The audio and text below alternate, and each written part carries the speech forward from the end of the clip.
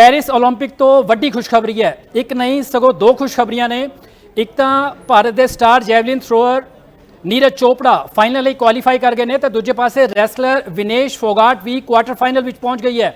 ਦੱਸ ਦਈਏ ਕਿ ਅੱਜ ਦੋਹਾਂ ਖਿਡਾਰੀਆਂ ਦਾ ਮੁਕਾਬਲਾ ਸੀ। ਹਾਲਾਂਕਿ ਕਿਸ਼ੋਰ ਜੇਨਾ ਫਾਈਨਲ ਲਈ ਕੁਆਲੀਫਾਈ ਨਹੀਂ ਕਰ ਪਾਏ, ਪਰ ਇਸ ਵੇਲੇ ਭਾਰਤ ਲਈ ਦੋਹਰੀ ਖੁਸ਼ਖਬਰੀ ਹੈ। ਨੀਰਜ ਚੋਪੜਾ ਫਾਈਨਲ ਲਈ ਕੁਆਲੀਫਾਈ ਕਰ ਗਏ ਨੇ ਤਾਂ ਦੂਜੇ ਪਾਸੇ ਵਿਨੇਸ਼ ਫੋਗਾਟ ਨੇ ਇੱਕ ਸਖਤ ਮੁਕਾਬਲੇ ਵਿੱਚ ਆਪਣੀ ਵਿਰੋਧੀ ਜਾਪਾਨ ਦੀ ਸੁਸਾਕੀ ਨੂੰ ਇੱਕ ਫਸਵੇਂ ਮੁਕਾਬਲੇ ਵਿੱਚ ਹਰਾਇਆ।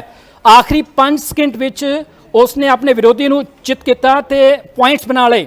ਤਾਂ ਪੈਰਿਸ ਓਲੰਪਿਕ ਤੋਂ ਵੱਡੀ ਖੁਸ਼ਖਬਰੀ ਸਾਹਮਣੇ ਆ ਰਹੀ ਹੈ।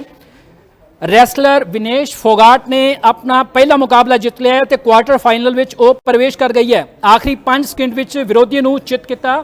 ਬੇहद ਫਸਵੇਂ ਮੁਕਾਬਲੇ ਵਿੱਚ ਇਹ ਮੁਕਾਬਲੇ ਵਿੱਚ ਵਿਨੇਸ਼ ਫੋਗਾਟ ਆਪਣੇ ਵਿਰੋਧੀ ਤੇ ਹਾਵੀ ਰਹੀ। ਜਾਪਾਨ ਦੀ ਸੁਸਾਕੀ ਨੂੰ ਵਿਨੇਸ਼ ਫੋਗਾਟ ਨੇ ਹਰਾਇਆ। ਗੱਲ ਜੇਕਰ ਜੈਵਲਿਨ ਦੀ ਕਰੀਏ ਤਾਂ ਕਿਸ਼ੋਰ ਜੇਨਾ ਲਗਾਤਾਰ ਮੁਕਾਬਲੇ ਵਿੱਚ ਸ਼ਾਮਲ ਰਹੇ, ਪਰ ਉਹ ਆਖਰੀ 10 ਵਿੱਚ ਆਪਣੀ ਜਗ੍ਹਾ ਨਹੀਂ ਬਣਾ ਪਾਏ ਤੇ ਫਾਈਨਲ ਤੋਂ ਉਹ ਬਾਹਰ ਹੋ ਗਏ। ਨੀਰਜ ਚੋਪੜਾ ਫਾਈਨਲ ਵਿੱਚ ਪ੍ਰਵੇਸ਼ ਕਰ ਗਏ ਨੇ, ਉਹਨਾਂ ਨੇ ਫਾਈਨਲ ਲਈ ਕੁਆਲੀਫਾਈ ਕਰ ਲਿਆ। ਤਾਂ ਪੈਰਿਸ ਓਲੰਪਿਕ ਤੋਂ ਦੋ ਵੱਡੀਆਂ ਖਬਰਾਂ ਤੁਹਾਡੇ ਨਾਲ ਸਾਂਝੀਆਂ ਕਰ ਰਹੀਆਂ ਨੇ ਜਿਸ ਨਾਲ ਦੇਸ਼ ਵਾਸੀਆਂ ਨੂੰ ਮਾਣ ਮਹਿਸੂਸ ਹੋਵੇਗਾ। ਤੁਸੀਂ ਵੀ ਭਾਰਤੀ ਖਿਡਾਰੀਆਂ ਨੂੰ ਆਪਣੀਆਂ ਸ਼ੁਭਕਾਮਨਾਵਾਂ ਭੇਜ ਸਕਦੇ ਹੋ। ਇਸ ਵੇਲੇ ਬੇहद ਫਸਵੇਂ ਮੁਕਾਬਲੇ ਚੱਲ ਰਹੇ ਨੇ ਭਾਰਤੀ ਖਿਡਾਰੀਆਂ ਦੇ। ਪੈਰਿਸ ਓਲੰਪਿਕ ਤੋਂ ਵੱਡੀ ਖੁਸ਼ਖਬਰੀ ਰੈਸਲਰ ਵਿਨੇਸ਼ ਫੋਗਾਟ ਜਿੱਥੇ ਕੁਆਟਰ ਫਾਈਨਲ ਵਿੱਚ ਪਹੁੰਚ ਗਈ ਹੈ ਤਾਂ ਦੂਜੇ ਪਾਸੇ ਨੀਰਜ ਚੋਪੜਾ ਫਾਈਨਲ ਲਈ ਕੁਆਲੀਫਾਈ ਕਰ ਗਏ ਨੇ। ਫਿਲਹਾਲ ਰਾਜਨ ਸ਼ਰਮਾ ਸਾਡੇ ਨਾਲ ਜੁੜ ਚੁੱਕੇ ਨੇ। ਰਾਜਨ, ਬੇहद ਫਸਵਾਂ ਮੁਕਾਬਲਾ ਰਿਹਾ ਵਿਨੇਸ਼ ਫੋਗਾਟ ਦਾ। ਜਾਪਾਨ ਦੀ ਸੁਸਾਕੀ ਨੂੰ ਆਖਰੀ 5 ਸਕਿੰਟ ਵਿੱਚ ਮਾਤ ਦਿੱਤੀ ਹੈ। ਤਾਂ ਦੂਜੇ ਪਾਸੇ ਗੱਲ ਕਰਾਂਗੇ ਨੀਰਜ ਚੋਪੜਾ ਦੀ, ਪਹਿਲਾਂ ਵਿਨੇਸ਼ फोगाट की गल। जी हाँ, विनेश फोगाट की अगर बात करें तो विनेश फोगाट ने एक तरह से इतिहास रचा है, क्योंकि जिनके साथ उनका पहला ही मैच था उनके कैटेगरी में, वो था सीधा जापान की यूई सुसाकी के साथ। यूई सुसाकी कोई आम रेसलर नहीं है, क्योंकि वो टोक्यो ओलंपिक्स की गोल्ड मेडलिस्ट है। और मैं बता दूं विवेक जी की जो यूई सुसाकी है, उन्होंने पिछले ओलंपिक्स में अपने पूरे जितने भी मैचेस खेले थे उसमें किसी भी टीम को 1 पॉइंट तक नहीं लेने दिया था। और यहाँ पर सेम वैसा ही चल रहा था। शुरुआत बिल्कुल वैसे ही हुई थी, सुसाकी पूरे मैच को डोमिनेट कर रही थी और 2-0 की बढ़त बना के चल रही थी। और आखिरी के 7 सेकंड में जो ये गेम बदला, उस 7 सेकंड में विनेश फोगाट ने थोड़ा सा अग्रेसिव अप्रोच दिखाया, जिसके बाद कि उनको नीचे गिरा दिया और उसके बाद उसी के कारण उनको 3 पॉइंट्स मिले और जिसके साथ उनको लीड भी मिली, जिसको जापान ने चैलेंज भी किया, क्योंकि जापान को ऐसा लग रहा था कि ये 3 पॉइंटर नहीं, ये 2 या फिर 1 पॉइंटर ही होना चाहिए।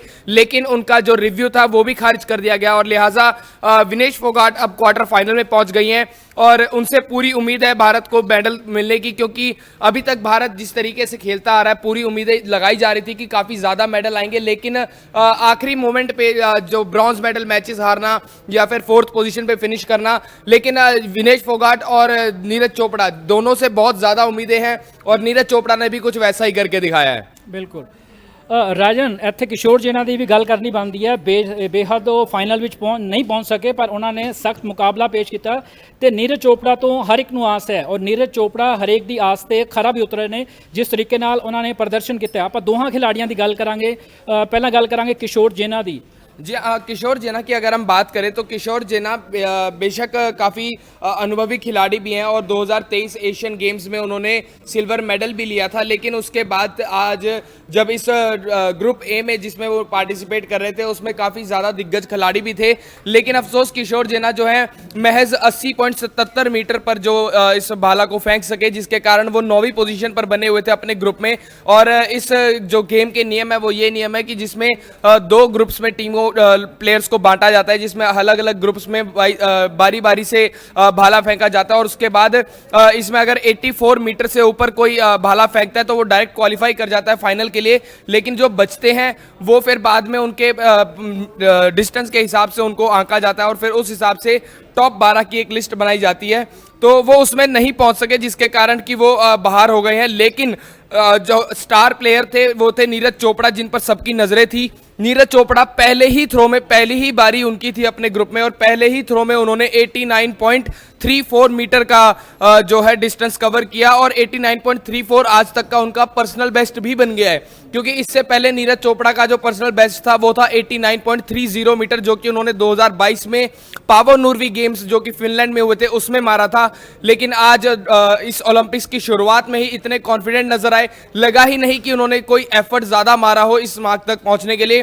तो उम्मीद ये भी है कि जिस तरीके से नीरज चोपड़ा आज कॉन्फिडेंट दिखे हैं, तो जब फाइनल मुकाबला होगा कल, तो उस दौरान नीरज चोपड़ा 90 का मार्क भी पार कर जाए। और क्योंकि गोल्ड मेडल पिछली बार लेकर आए थे, तो पूरी उम्मीद भारत को इनसे गोल्ड से नीचे कुछ की है ही नहीं, क्योंकि सभी का यही मानना है कि पिछली बार भी गोल्ड लाए थे, इस बार भी गोल्ड लेकर आएंगे जरूर। तो 90 मीटर रेंज है, नीरज चोपड़ा की रेंज है 90 मीटर, तो मन्निया जा रहा है कि फाइनल ਵਿੱਚ 90 मीटर तक ਜੈਵਲਿਨ ਸੁੱਟ ਸਕਦੇ ਨੇ। ਤੇ ਇਸ ਵੇਲੇ ਦੀ ਵੱਡੀ ਖਬਰ ਤੁਹਾਡੇ ਨਾਲ ਸਾਂਝੀ ਕਰ ਰਹੇ ਹਾਂ। ਨੀਰਜ ਚੋਪੜਾ ਜੈਵਲਿਨ ਦੇ ਫਾਈਨਲ ਵਿੱਚ ਪ੍ਰਵੇਸ਼ ਕਰ ਰਹੇ ਗਏ ਨੇ। ਹਾਲਾਂਕਿ ਜੇਨਾ ਕਿਸ਼ੋਰ ਜੇਨਾ ਫਾਈਨਲ ਵਿੱਚ ਪ੍ਰਵੇਸ਼ ਨਹੀਂ ਕਰ ਸਕੇ, ਪਰ ਨੀਰਜ ਚੋਪੜਾ ਨੇ ਜਿਸ ਤਰੀਕੇ ਨਾਲ ਪ੍ਰਦਰਸ਼ਨ ਕੀਤਾ ਹੈ ਉਸ ਦਾ ਕਿਤੇ ਨਾ ਕਿਤੇ ਜਿਹੜੇ ਬਾਕੀ ਖਿਡਾਰੀ ਭਾਰਤ ਦੇ ਭਾਗ ਲੈ ਰਹੇ ਨੇ ਉਹਨਾਂ ਤੇ ਵੀ ਅਸਰ ਪਵੇਗਾ ਤੇ ਉਹ ਵੀ ਇਸ ਪ੍ਰਦਰਸ਼ਨ ਤੋਂ ਕਾਫੀ इंप्रेस होंगे, प्रेरित होंगे। जी हाँ विवेक जी, एक और खबर आ रही है कि भारत के नीरज चोपड़ा के साथ साथ पाकिस्तान के अरशद नदीम भी क्वालिफाई कर चुके हैं। उन्होंने भी 86.59 मीटर का डिस्टेंस कवर किया और अपने ग्रुप में ग्रुप डी की अगर बात करें जिसमें नीरज चोपड़ा भी थे, उसमें नीरज चोपड़ा अभी भी पहले स्थान पर बने हुए हैं, क्योंकि उनके जितना मार्क ना तो ग्रुप बी में से अभी तक किसी ने मारा और ना ही ग्रुप ए में से किसी ने मारा है। वहीं इस ग्रुप में दूसरे नंबर पर अभी अरशद नदीम बने हुए हैं, जिन्होंने 86.59 मीटर का मार्क मारने के बाद अपना क्वालिफाई कर लिया है। तो अब ये जो मुकाबला है वो भारत पाकिस्तान का सिर्फ क्रिकेट में नहीं बल्कि जेवलिन थ्रो में भी कल देखने को मिलेगा। बिल्कुल, बहुत बहुत शुक्रिया राजन। ਤਾਂ ਨੀਰਜ ਤੇ ਨਦੀਮ ਹੁਣ ਫਾਈਨਲ ਵਿੱਚ ਖੇਡਦੇ ਹੋਏ ਨਜ਼ਰ ਆਣਗੇ। ਇੱਕ ਪਾਸੇ ਭਾਰਤੀ ਖਿਡਾਰੀ ਨੀਰਜ ਚੋਪੜਾ ਤਾਂ ਦੂਜੇ ਪਾਸੇ ਪਾਕਿਸਤਾਨ ਦੇ ਖਿਡਾਰੀ ਖੇਡਦੇ ਹੋਏ ਨਜ਼ਰ ਆਣਗੇ ਨਦੀਮ। ਤਾਂ ਦੋਹਾਂ ਦੀ ਜੋੜੀ ਏਸ਼ੀਅਨ ਗੇਮਸ ਵਿੱਚ ਵੀ ਵੇਖੀ ਗਈ ਸੀ, डायमंड लीग मुकाबले ਵਿੱਚ भी ਵੇਖੀ ਗਈ ਸੀ। ਦੋਵੇਂ ਖਿਡਾਰੀ ਇੱਕ ਦੂਜੇ ਨਾਲ ਚੰਗਾ ਰਾਬਤਾ ਰੱਖਦੇ ਨੇ, ਇੱਕ ਦੂਜੇ ਦੀ ਪ੍ਰਸ਼ੰਸਾ ਕਰਦੇ ਨੇ, ਇੱਕ ਦੂਜੇ ਦੀ ਖੇਡ ਦੀ ਕਦਰ ਕਰਦੇ ਨੇ। ਤਾਂ ਪੈਰਿਸ 올림픽 ਤੋਂ ਵੱਡੀ ਖੁਸ਼ਖਬਰੀ ਤੁਹਾਡੇ ਨਾਲ ਸਾਂਝੀ ਕਰ ਰਹੇ ਹਾਂ। ਰੈਸਲਰ ਵਿਨੇਸ਼ ਫੋਗਾਟ ਜਿੱਥੇ ਕੁਆਟਰ ਫਾਈਨਲ ਵਿੱਚ ਪਹੁੰਚ ਗਈ ਹੈ, ਤਾਂ ਦੂਜੇ ਪਾਸੇ ਨੀਰਜ ਚੋਪੜਾ ਜੈਵਲਿਨ ਦੇ ਫਾਈਨਲ ਵਿੱਚ ਪਹੁੰਚ ਗਏ ਨੇ।